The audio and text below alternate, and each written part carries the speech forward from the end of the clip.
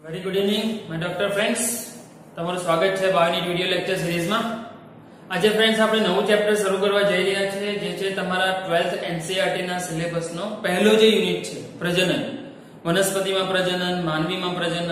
તો જે પૈકી આપણે માનવીમાં પ્રજનનનો અભ્યાસ અથવા એનો સ્ટડી આજે શરૂ કરવા જઈ રહ્યા છે, બીકોઝ આપણું જે યુનિટ શરૂ હતું હ્યુમન ફિઝિયોલોજી, એમાં માત્ર હવે એક જ ચેપ્ટર જે રહી જાય છે કે માનવીમાં પ્રજનન તંત્ર કેવી રીતે ડેવલપ થયેલું હોય છે, કેવી રીતે તે કાર્યરત થતું હોય છે।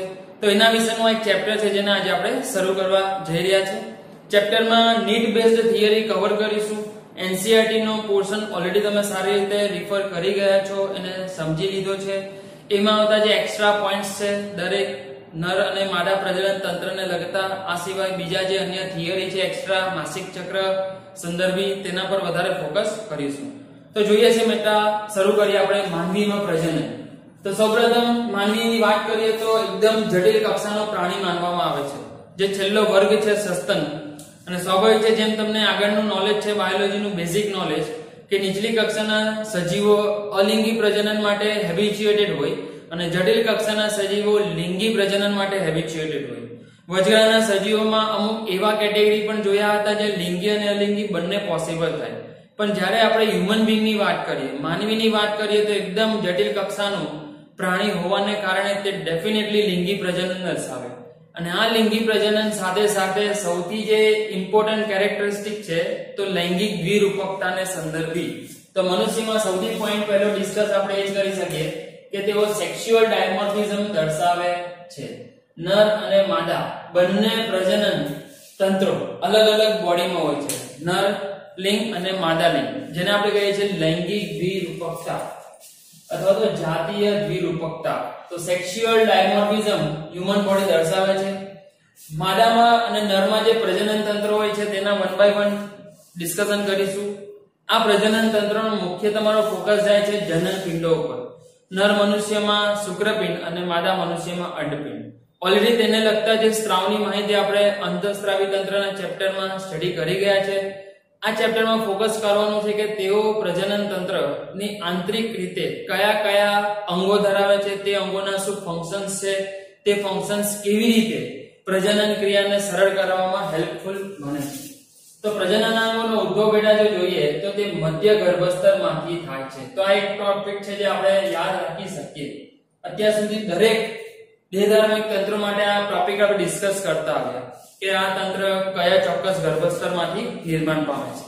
તો પ્રજનન તંત્રની જો વાત કરવામાં આવે, જેમાં બી ખાસ ફોકસ છે આપણો જનન પિંડો પર। અંડપિંડ અને શુક્રપિંડ જેવી રચના જે મધ્ય ગર્ભસ્તરમાંથી ભ્રૂણ વિકાસ જ્યારે થઈ રહ્યો હોય ત્યારે નિર્માણ પામતા હોય છે। જે પૈકી પ્રથમ આપણે શરૂ કરીશું નર પ્રજનન તંત્રની માહિતી। તો નર પ્રજનન તંત્રમાં જેમ જાણીએ છીએ મુખ્ય પ્રજનન અંગ તરીકે જેમ પ્રાથમિક પ્રજનન અંગો, આવશ્યક પ્રજનન અંગો ની લિસ્ટ બનાવીએ તો સૌથી જે પ્રથમ અને વેરી ઇમ્પોર્ટન્ટ જે અંગ છે તે શુક્રપિંડ અથવા નર જનનપિંડને લઈ શકીએ, જેને અંગ્રેજીમાં આપણે ટેસ્ટિસ કહીએ છીએ। આ ટેસ્ટિસ જે વૃષણકોથળીમાં લોકેટેડ હોય છે। તો ખાસ કરીને સસ્તન કેટેગરીના સજીવોની જ્યારે વાત કરી અને જે તમે એનસીઈઆરટી માં ભણી ગયા કે તે જનનપિંડો ઉદર ગુહામાં હોતા નથી। જો કે કેટલાક અપવાદ છે જે આપણે ડિસ્કસ કરીશું નહીં, પણ સામાન્યતઃ બોડીનું જે ટેમ્પરેચર છે 37 ડિગ્રી, તે તાપમાને શુક્રકોષો સર્વાઈવ કરી શકતા નથી। અને આ સર્વાઈવલનો જે ક્વેશ્ચન છે એને સોલ્વ કરવા માટે ઉદર ગુહાની બહારની બાજુ નીચે વૃષણકોથળી નામની ખાસ એક રચના વિકાસ પામી અને જેની અંદર આ શુક્રપિંડ લોકેટેડ હોય છે। ટેમ્પરેચરને 2 or 3 માઈનસ જેટલું મેન્ટેન કરવા માટે અથવા તેટલું ઓછું મેન્ટેન કરવા માટે, જેથી શુક્રપિંડો ત્યાં સર્વાઈવ કરી લે, રાઈટ। તો આ શુક્રપિંડની વાત કરીએ, એમાં શુક્રપિંડની અંતસ્થ રચના પર પણ ડિસ્કસ કરીશું બેટા। તો એના જે લાક્ષણિક કદની વાત કરીએ તો કરીબ 5 × 3 × 1 સેન્ટીમીટર ક્યુબ, 5 સેન્ટીમીટર લંબાઈ, 3 સેન્ટીમીટર પહોળાઈ અને 1 સેન્ટીમીટર ઊંડાઈ જેટલી કદ આ એક લાક્ષણિક શુક્રપિંડ જે પુખ્ત મનુષ્યમાં હાજર હોય છે, તેના માટે આ ડેટા રજૂ કરી રહ્યા છે આપણે। તેઓ ખાસ કરીને વૃષણકોથળીમાં લોકેટેડ હોય છે। વૃષણકોથળીમાં તેઓને જે સપોર્ટ મળે છે તે ડાર્ટોસસ સ્નાયુ દ્વારા મળે છે અને સ્પર્મેટિક ફેશિયા દ્વારા મળતો હોય છે। તો આ વૃષણકોથળીની અંદર શુક્રપિંડ જે મોજૂદ હોય છે તે યાદ રાખીશું બેટા ડાર્ટો સ્નાયુ અને સ્પર્મેટિક ફેશિયા દ્વારા આવૃત થયેલા હોય છે, તેના દ્વારા કવર થયેલા હોય છે. ડાર્ટો સ્નાયુના ઇમ્પોર્ટન્સ ની વાત કરીએ કે તે શું કામ લાગે છે. સ્નાયુઓને કારણે તે સંકોચન અને શિથિલનની ડેફિનેટલી પ્રોપર્ટી ધરાવતો હશે અને તેની આ પ્રોપર્ટી ખાસ કરીને તેના સંકોચન શિથિલનના ગુણધર્મોને આધીન ઠંડીની જ્યારે ઋતુ હોય અથવા તાપમાન કમ્પેરેટિવલી ખૂબ જ નીચું જતું રહેતું હોય તો તે દરમિયાન અંદર શુક્રપિંડમાં તાપમાન જાળવણી માટે અગત્યનો રોલ ભજવે છે, એક અગત્યની ભૂમિકા ભજવે છે. ડાર્ટો સ્નાયુ માટે ખાસ યાદ રાખીશું. એ શુક્રપિંડની વાત કરીએ જે વૃષણ કોથળીની સાથે સ્વતંત્ર સ્થિતિસ્થાપક તંતુઓ જે એકદમ લચીલા હોય છે તેના દ્વારા જોડાયેલ હોય છે. તો શુક્રપિંડની જ્યારે પોઝિશન આપણે ડિસાઈડ કરીએ છીએ વૃષણ કોથળીની અંદર તો તે ખાસ આવા સ્થિતિસ્થાપક તંતુઓ વડે જોડાણ પામેલો હોય છે જેને વૃષણ ઘર તરીકે ઓળખવામાં આવે છે. અને સંધિ રેખાના નામ પ્રમાણે આ નામ યાદ રાખશો બેટા, ગુબેર ક્યુનાલમ તરીકે પણ ઓળખવામાં આવે છે. સેમ ટોપિક આવશે માદા પ્રજનન તંત્રમાં જ્યાં અંડપિંડ પણ જોડાયેલા રહેતા હશે આવા સ્થિતિસ્થાપક તંતુઓ વડે જેને આપણે નામ આપીશું મેઝોર્ચિયમ.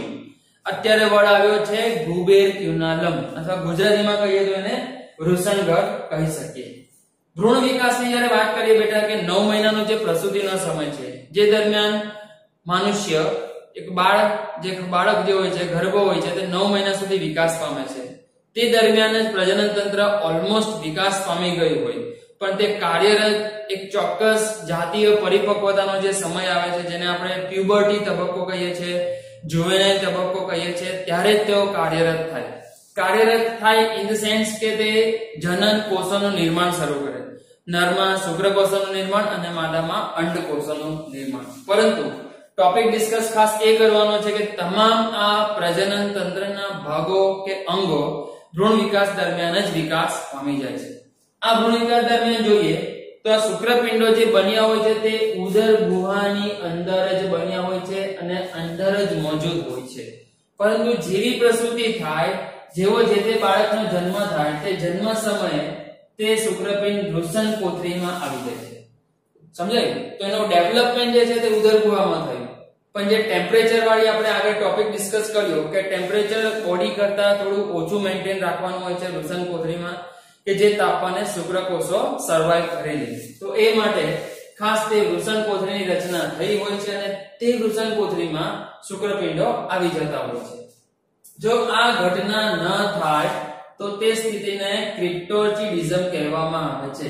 તો અહીંયા એક ખામી તરીકે આપણે બેટા વર્ણવી શકીએ કે જનરલી આ એક રૂટીન પ્રોસેસ છે કે નર મનુષ્ય અથવા નર બાળકનો જો જન્મ થાય તો વૃષણ કોથળીની અંદર તે શુક્રપિંડો આવી જવા જોઈએ immediately after the birth, right? પરંતુ જો ન આવે તો એ પરિસ્થિતિને ક્રિપ્ટોર્ચિડિઝમ તરીકે ઓળખવામાં આવે છે. આ ક્રિપ્ટોર્ચિડિઝમને કારણે જો શુક્રપિંડો ઉદરગુહામાં રહી જશે તો એનો જે બાકીનો વિકાસ છે જે થોડો આંશિક વિકાસ એનો પેન્ડિંગ હોય છે તે પૂરો નથી થતો અને જે તે ચોક્કસ જુવેનાઇલ તબક્કાએ જ્યારે તેમાં જનન કોષોનું નિર્માણ થવાનું હોય તે નિર્માણ પણ થતું નથી અને પ્રોબેબલી કહી શકીએ કે તે બાળક વંધ્ય બની શકે, જાતીય રીતે તે વંધ્ય બની શકે. જો કે તેનું સર્જરી દ્વારા પોસિબલ છે કે પાછા તેને લોકેટેડ કરી શકાય વૃષણ કોથળીમાં. તો એવી સર્જરી પણ આજકાલ ઉપલબ્ધ હોય છે. ખાસ કરીને એક બીજો કેસ ડિસ્કસ કરાયો છે બેટા કે જેમ તમે જોઈ રહ્યા છો અમુક આખલાની કમ્પેરિઝન કરે. આખલા તમે જોયો હશે રસ્તે રખડતો હોય તો આપણને બીક લાગે ભાઈ ગમે ત્યારે આવીને આપણને ઉડાવી દેશે કારણ કે તેઓના નેચર બહુ અગ્રેસિવ હોય છે. અગ્રેસિવ નેચર હોવા પાછળનું કારણ તેઓનો વધુ પડતો જાતીય વિકાસ છે. તેઓના શુક્રપિંડમાંથી વધુ પડતો થતો ટેસ્ટોસ્ટેરોનનો સ્ત્રાવ છે. તો સામાન્ય રીતે જે નર મનુષ્ય છે તે વધારે અગ્રેસિવ હોય છે એવું આપણે કમ્પેરેટિવલી બોલતા હોય છે. તેનું કારણ ટેસ્ટોસ્ટેરોન અંતઃસ્ત્રાવ લઈ શકે. તો અહીંયા આપણે એવો જે પ્રયોગ જે જનરલી કરી દેવામાં આવતો હોય છે આપણી સોસાયટીમાં કે આખલા એ હોય છે જે જન્મ થાય ત્યારબાદ તેના શુક્રપિંડને ચગદી નાખવામાં આવે, ચગદીને ક્રશ કરી નાખવામાં આવે છે અને તેને બળદમાં રૂપાંતરિત કરી દેવામાં આવે. એ બળદ બેટા એવો હોય છે જે આજ્ઞાકારી હોય, જે વધારે પડતો અગ્રેસિવ હોતો નથી અને મનુષ્યના કંટ્રોલમાં રહી શકે. તો આ જે પરિસ્થિતિ છે તો આ જે સારવાર આપવામાં આવે છે તેને કેસ્ટ્રેશન તરીકે ઓળખવામાં આવે છે બાયોલોજીમાં. અગેન રિપીટ કરું તો બેટા શું છે આ કેસ્ટ્રેશન? કેસ્ટ્રેશન મતલબ ખાસ કરીને આખલાને બળદમાં જે કન્વર્ટ કરવામાં આવે છે તે માટે હાથ પર ધરાતો પ્રયોગ છે જેમાં આંખલો જેવો જન્મ લે ઇમિડિયેટલી તેના શુક્રપિંડને ક્રશ કરી નાખવામાં આવે છે.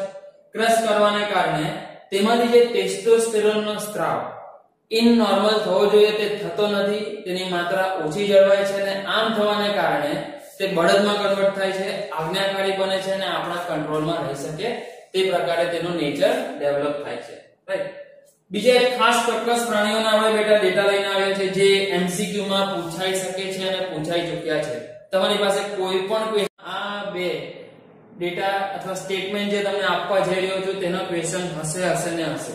તો ખાસ કરીને અને રોડેન્સિયા શ્રેણી, આ એવી શ્રેણી છે પ્રાણીઓની આપણે કહી રહ્યા છે અને તેનાથી તેઓ પોતાના જે મેન્ટલ કન્ડિશનને મેન્ટેન કરે છે અથવા પોતે કદાચ એને આહાર તરીકે પણ ભલે ઉપયોગ કેમ ન કરતા હોય તો તે જે પ્રાણીઓ છે કાયરોપ્ટેરા શ્રેણી અને રોડેન્સિયા શ્રેણી, તે પ્રાણીઓમાં માત્ર પ્રજનન સમયે જ કે જ્યારે તેઓ સંભોગ કરી રહ્યા હોય, જ્યારે કન્સેપ્શનની પ્રક્રિયામાંથી પસાર થઈ રહ્યા હોય તે દરમિયાન શુક્રપિંડો વૃષણ કોથળીમાં આવે છે, એ સિવાય તેઓ આવતા નથી.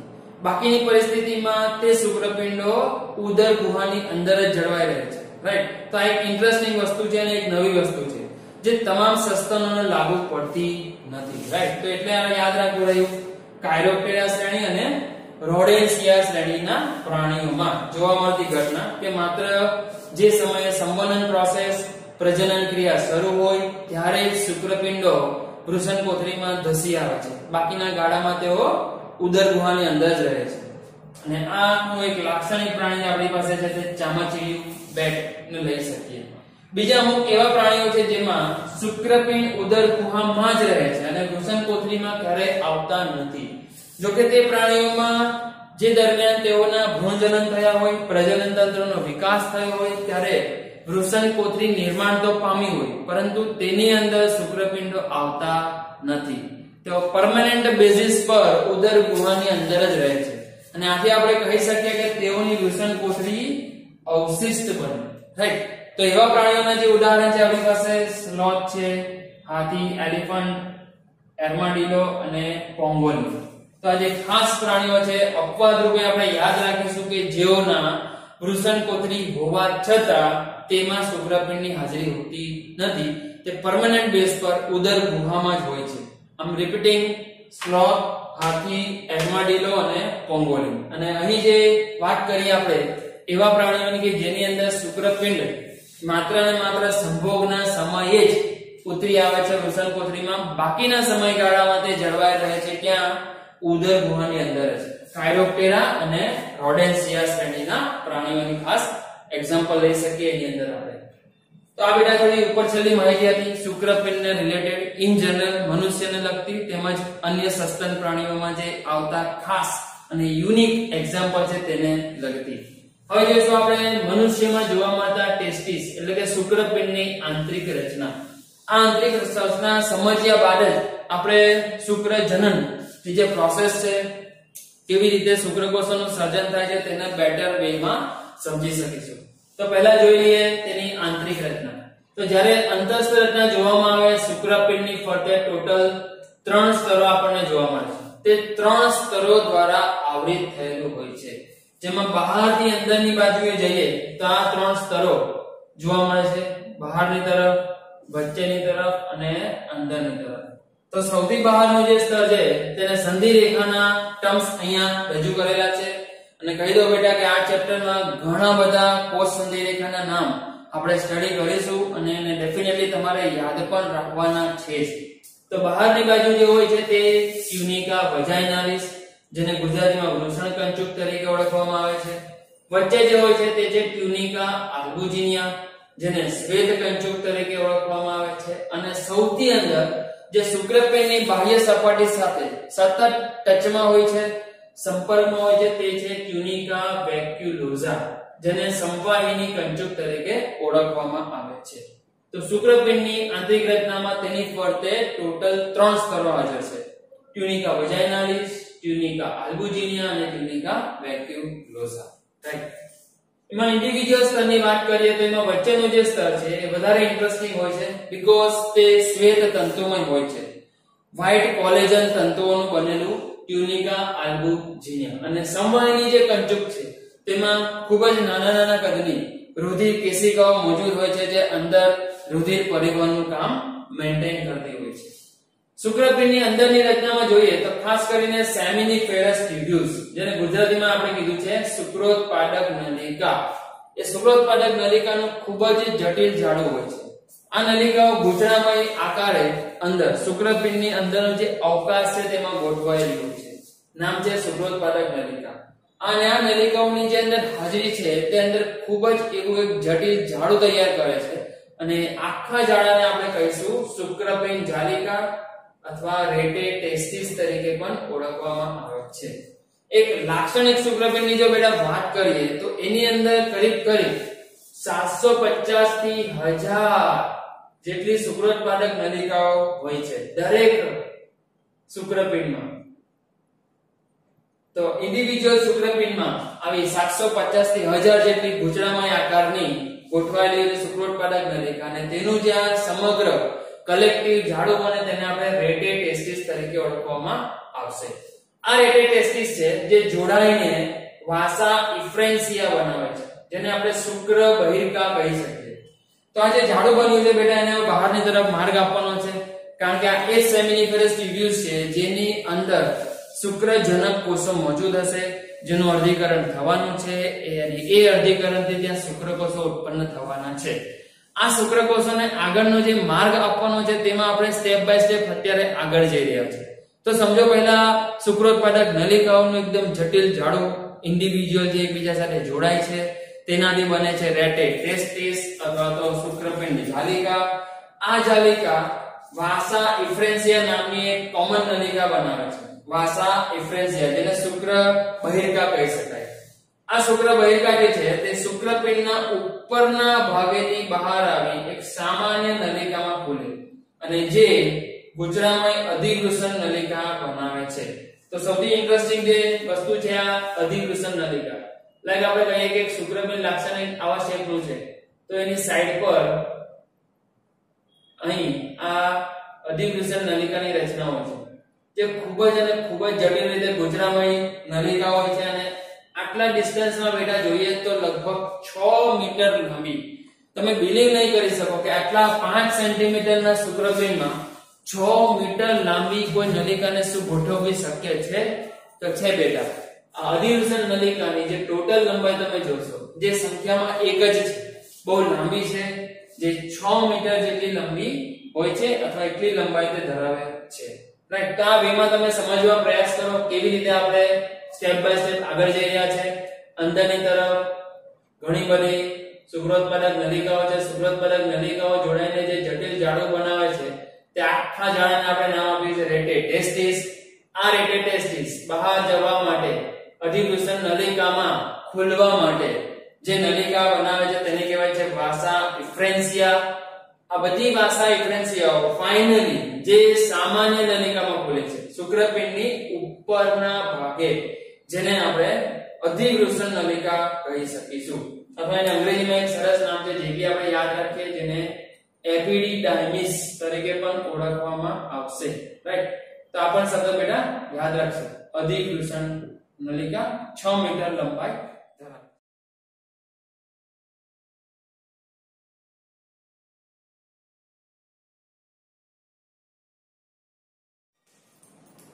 આ અધિવૃષણ નલિકાની જો અંતસ્થ રચના જોઈએ અથવા તેનું જે ટોટલ 6 મીટર લાંબો સેગમેન્ટ છે એની જો રચના જોઈએ, એની જો ગોઠવણી જોઈએ તો એને પાછા 3 પાર્ટમાં ડિવાઈડ કરવામાં આવે છે. જેમાં આગળનો જે ભાગ હોય છે તે અતિશય વધારે ગૂંચળામય હોય છે, વચ્ચેનો ભાગ જે થોડો મર્યાદિત માત્રામાં ગૂંચળામય હોય છે અને અંતનો ભાગ જે ખૂબ જ ઓછો ગૂંચળામય હોય છે. આથી તેને પાછા 3 પાર્ટમાં ડિવાઈડ કરાય છે. તો તેના 3 ભાગ જે છે એમાં ઉપરનો અતિશય ગૂંચળામય ભાગ, જેને ગ્લોબસ મેજર તરીકે ઓળખવામાં આવે છે. વચ્ચેનો જે મધ્ય ભાગ છે જેને કોર્પસ એપિડિડાયમિસ અથવા કોર્પસ અધિવૃષણ નલિકા તરીકે ઓળખવામાં આવે છે. અને નીચેનો જે તલસ્થ ઓછો ગૂંચળામય ભાગ છે જેને કોર્પસ માઇનોર તરીકે ઓળખવામાં આવે છે. તો આ હિસાબે 3 વર્ડ અહીં નવા આવ્યા છે આપણી પાસે.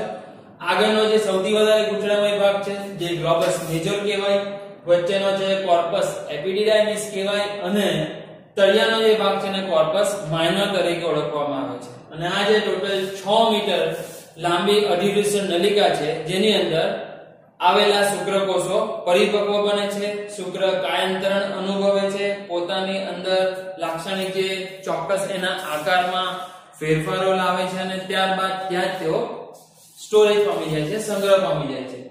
આ અધિવૃષણ નલિકા આગળ શુક્રવાહિનીમાં ખુલે છે. એ શુક્રવાહિનીના છેડાનો જે ભાગ હોય છે તે જરા ફૂલેલો હોય છે, જેને એમ્પ્યુલા કહેવાય. અને આ જે છેડાનો ભાગ છે જેની અંદર પણ થોડી ઘણી શુક્રકોષની માત્રા અથવા વીર્યની માત્રા સ્ટોરેજ પામેલી હોય છે. તો બેઝિકલી શુક્ર કાયાંતરણ થઈ ગયા બાદ શુક્રકોષો જે સીધા ટ્રાવેલિંગ કરીને આગળ આવતા નથી, તેઓ આ બે જગ્યાએ અથવા આ બે પર્ટિક્યુલર રિજનમાં પાર્ટમાં સ્ટોરેજ પામેલા હોય છે, અધિવૃષણ નલિકામાં અને શુક્રવાહિનીના છેડે આવેલા ફૂલેલા ભાગ તુંબિકા અથવા એને ઇંગ્લિશમાં કહીશું આપણે એમ્પ્યુલા, અને તુંબિકા તરીકે પણ ઓળખવામાં આવે છે. તો એ તુંબિકાની અંદર અને સાથોસાથ એપિડિડાયમિસ અધિવૃષણ નલિકાની અંદર સંગ્રહ પામે છે. આ શુક્રવાહિની અને અધિવૃષણ નલિકાની અંદર સંગ્રહ પામેલું આ જે વીર્ય છે તે માત્ર ને માત્ર સંભોગના સમયે જ્યારે વીર્ય સ્ખલનની તૈયારી હોય તે સમય છે, ત્યાંથી ટ્રાવેલિંગ કરીને શિશ્નના માર્ગ દ્વારા બહાર સ્ખલન પામે છે. મતલબ કે એને ખૂબ જ લાંબુ ટ્રાવેલિંગ કરવું પડે.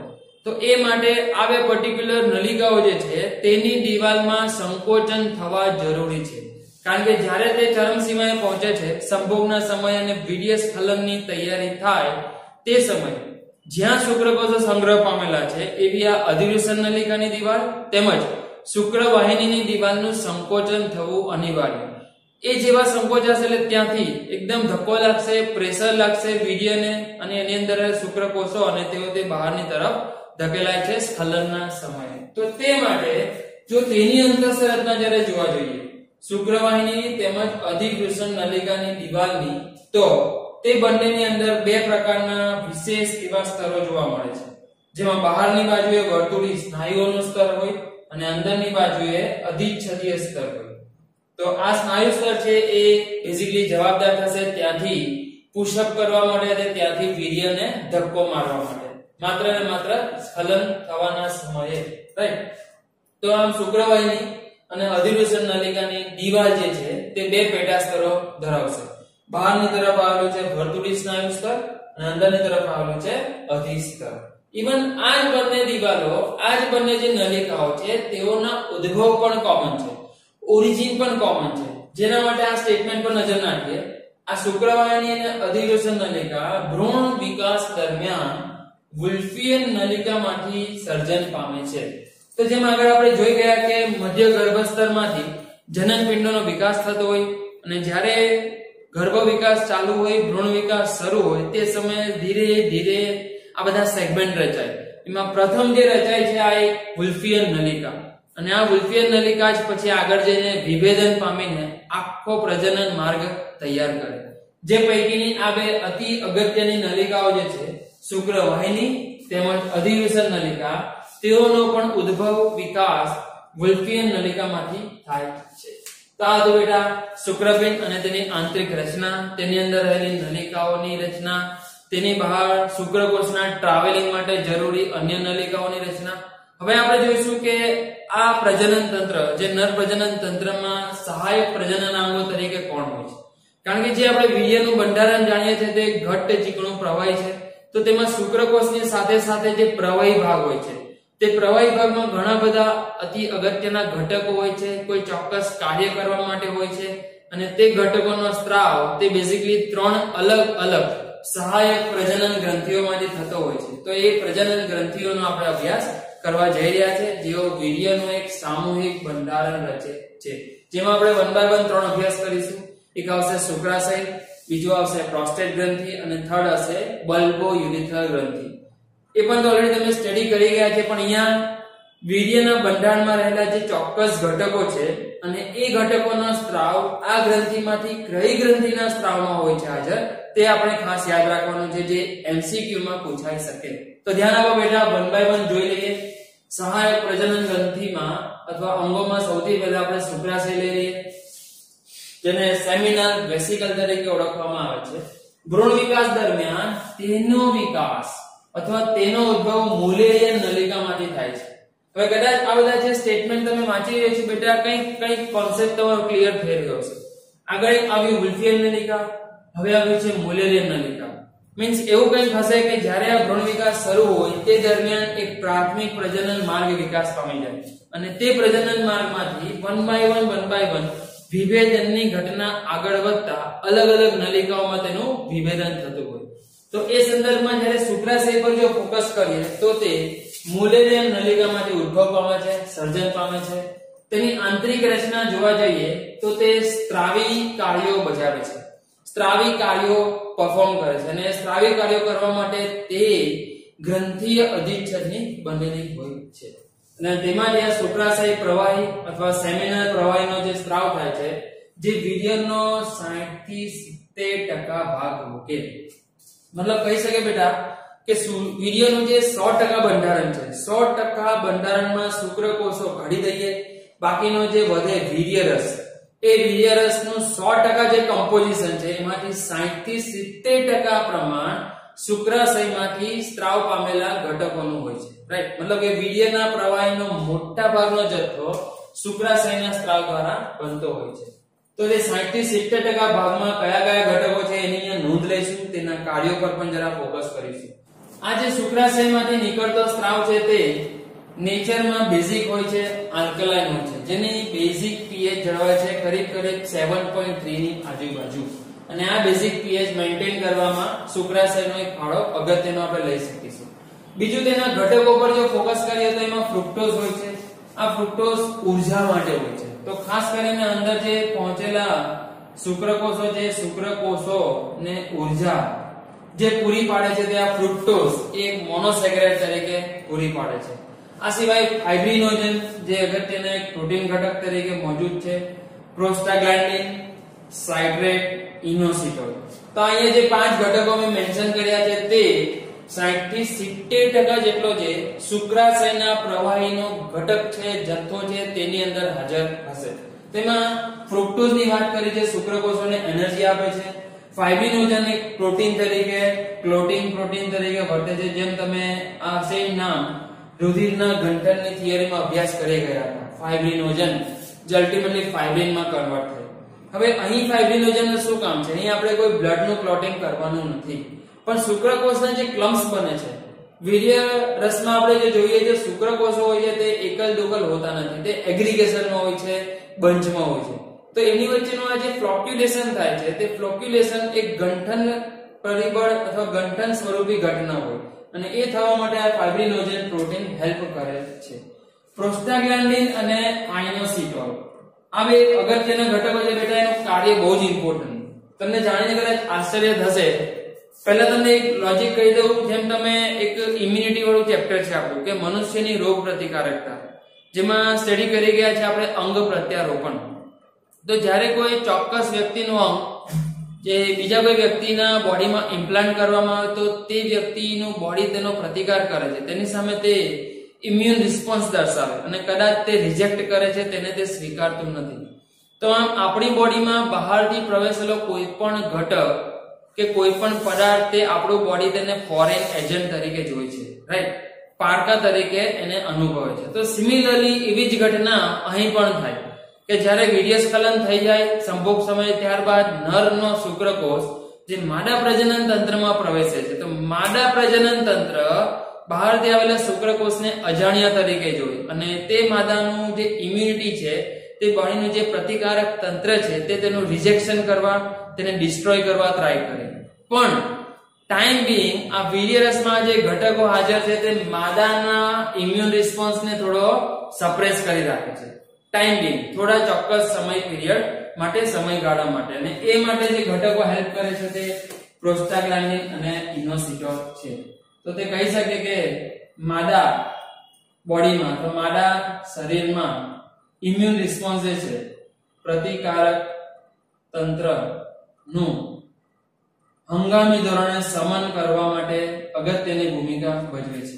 આ દરમિયાન શુક્રકોષની આસાનીથી પ્રવેશી જશે અને છેક ઓવિડક્ટમાં, અંડવાહિનીમાં જઈને અંડકોષને ફલન કરવા માટેની તૈયારી કરી શકે. તો એટલો જે સમયગાળો છે તે દરમિયાન માદાના બોડીમાં કોઈ પણ સંજોગોસર પ્રતિકારક તંત્રને થોડે સપ્રેસ કરવાનું છે, તેને કંટ્રોલમાં લાવવાનું છે, તેનું શમન કરવાનું છે ને એ શમન કરવા માટેનું જે ઘટકો છે અથવા તે પરિબળો છે તે વીર્યરસના ભાગમાં જ હોય છે અને તે પ્રોસ્ટાગ્લાન્ડિન અને ઇનોસિટોલ એના તરીકે યાદ રાખશું, જે ખાસ કરીને શુક્રાશયમાંથી સ્ત્રવતા પ્રવાહીમાં હોય છે. બહુ જ ઇમ્પોર્ટન્ટ અને બહુ આઈએમપી ક્વેશ્ચન બની શકે છે આપણા માટે, બેટા યાદ રાખીશું.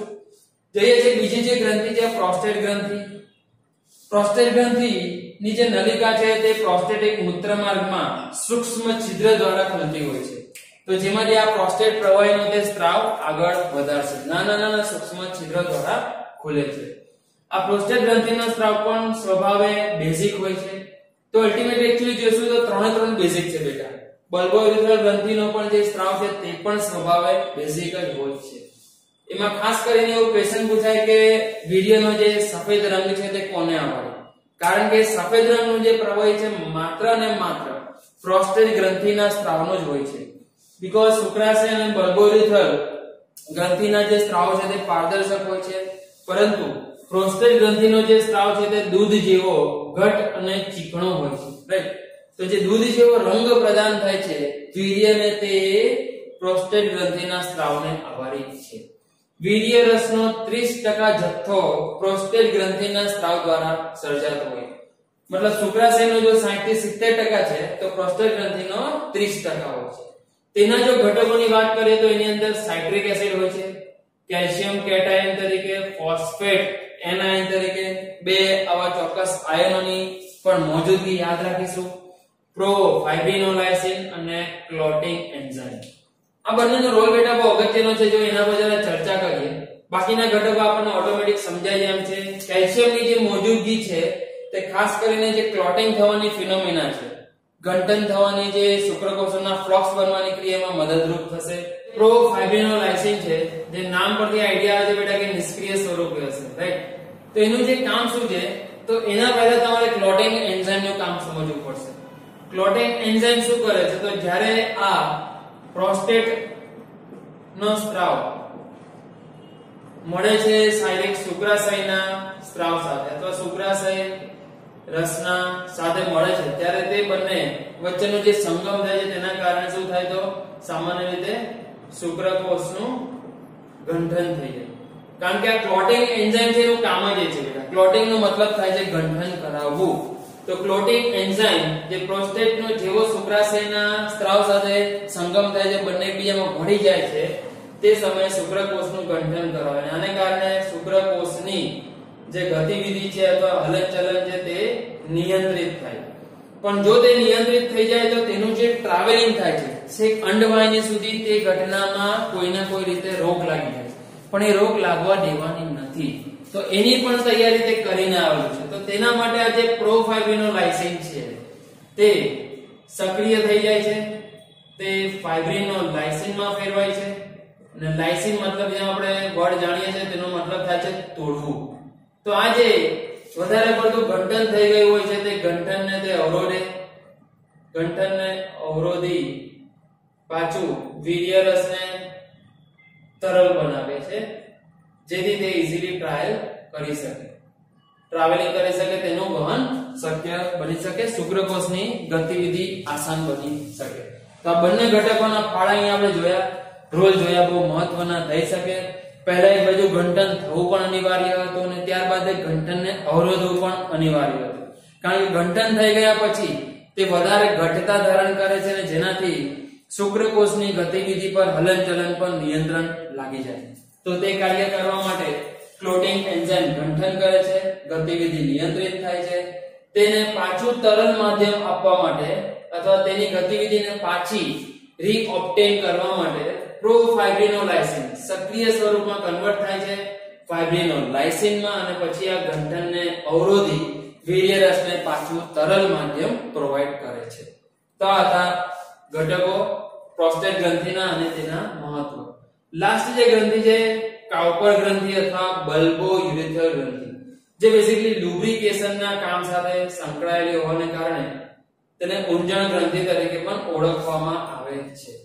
તેનો સ્ત્રાવ સીધો મૂત્રમાર્ગમાં ખુલે છે અને તે પણ ઓલમોસ્ટ પારદર્શક હોય છે અને પાતળો જેલી જેવો હોય છે, વધારે વિસ્કસ હોતો નથી, ઘટ્ટ હોતો નથી.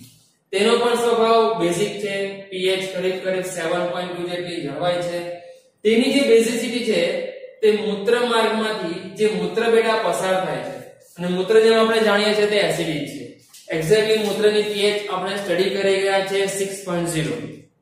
તો એસિડિક pH ને કારણે મૂત્રમાર્ગમાં જે એસિડિકતા હોય છે એ એસિડિકતાને બેઝિક માધ્યમમાં કન્વર્ટ કરે છે અથવા તેને તટસ્થ કરે છે આનો સ્રાવ. તો આ મૂત્રમાર્ગની એસિડિકતાને દૂર કરી શુક્રકોષની ગતિવિધિ માટે તેને ચોખ્ખું બનાવે. તો આ એક કામ અતિ અગત્યનું બલ્બોયુરેથ્રલ ગ્રંથિ અથવા જેને આપણે કાઉપરની ગ્રંથિ તરીકે ઓળખીએ છીએ તેના સ્ત્રાવ દ્વારા થાય છે. આ સ્ત્રાવનો જથ્થો ખૂબ જ લિમિટેડ હશે, કારણ કે જેમ આગળ આપણે જોઈ ગયા કે 70% શુક્રાશયનો સ્ત્રાવ છે, 30% પ્રોસ્ટેટનો સ્ત્રાવ છે. તો આ સામે કાઉપર ગ્રંથિનો સ્ત્રાવ ખૂબ જ અલ્પ માત્રામાં હશે અને તેની માત્રા ખાલી આટલી જ કે તે શું કરે, મૂત્રમાર્ગની એસિડિકતાને બાય એની મીન્સ દૂર કરી દે. રાઈટ. તો આ હતા 3 ગ્રંથિઓ અને તેના સ્ત્રાવો, તેના ઘટકો. લાસ્ટમાં આપણે બે ટર્મ્સ જે સમજવાની છે, એઝોસ્પર્મિયા અને ઓલિગોસ્પર્મિયા. તો ખાસ કરીને જ્યારે વીર્ય સ્ખલન બેટા થાય તો વીર્યની અંદર બંધારણમાં આપણે બંનેને સેપરેટ ડિસ્કસ કરીએ છીએ. એટલે મારેલા શુક્રકોષો અને વીર્યરસનો ભાગ. વીર્યરસ જે પ્રવાહી જેવો ભાગ છે જેની અંદર આ બધા જ અલગ અલગ ગ્રંથિના ઘટકો મોજૂદ હશે અને એક બાજુ છે શુક્રકોષો. રાઈટ. તો તે સમયે વીર્ય કદાચ સ્ખલન પામે છે, વીર્યની માત્રા આવે પૂરી, પણ એની અંદર જો શુક્રકોષોનો અભાવ હોય તો એનો કોઈ પર્પસ રહેતો નથી. ફલનની ઘટના થવાની કોઈ ગેરંટી હોતી નથી. તો એના બેઝ પર આ બે ટર્મ્સ અહીંયા બનાવાયા છે. પહેલો જે ટર્મ છે તે એઝોસ્પર્મિયા. એઝો એ એકદમ જ એન્ટોનિમ દર્શાવે છે, એકદમ વિરોધાભાસી શબ્દ દર્શાવે છે.